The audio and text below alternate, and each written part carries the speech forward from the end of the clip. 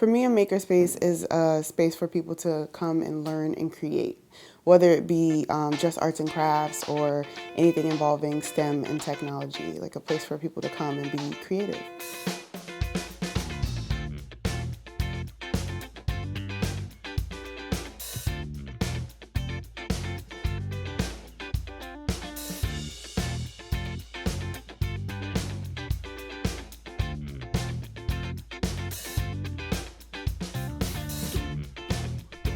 You can design whatever you want, you can be creative, and you get to do different things as a community. They really enjoy the space. It's like a place for them to come down after school and to either play on the computers or just create something with their friends.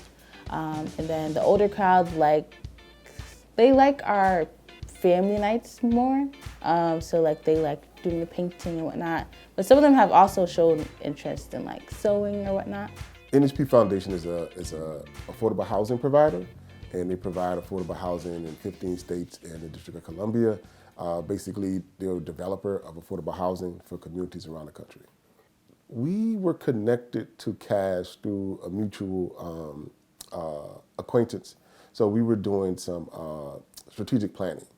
And as the strategic planner was familiar with Cash and the work that they did, and he was becoming familiar with us and the work that we do, and connected us because we thought that the visions were similar and that some of the work could connect. And we met and talked about the potential of doing something like this in this space. But we have an approach to services called family-centered coaching. And with that approach, we didn't want to bring something to the community that the community didn't want. It'll help them build confidence that they can work on machines.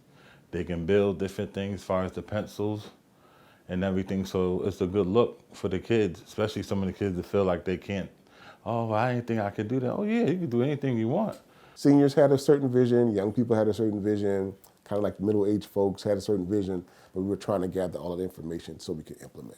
That's very much what Universal Design for Learning is, also focused on acknowledging the wisdom in the learner and supporting them to be their best self and their best learning self, understanding what they need. That's the goal of UDL as an expert learner.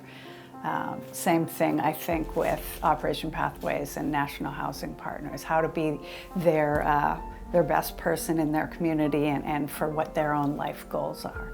It was really a match made in heaven.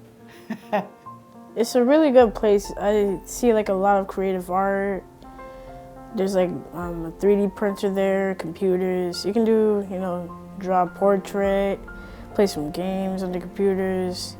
Because this was a demonstration project, there were a lot of cooks in the kitchens because we're trying to figure out what works, right? And we're making a playbook, which I think will help because now we kind of know what works and what doesn't work. COVID happened, right? So how you gonna do a makerspace and people can't even meet in the space, right? So we had all those types of hurdles. We had some hurdles with certain things we had to get permission from property management to be able to do. So there was a lot of stuff that we didn't know we were gonna have to do, that we had to do. So those were all hard lessons. But it is starting to become a household word more than a mystery. The idea of a makerspace and the idea of making together. I mean, folks already have been making together, but the idea of the possibilities, the on-ramps to more sophisticated making with fabrication tools, computers, that kind of thing. I think that's all still beginning to take hold. But it's fun though, because you can have fun and get away, get your mind off a lot of things, but it's fun, I like it. Oh yeah, I made this little launcher for my friend because his broke. So I said I'll make him one in this community center.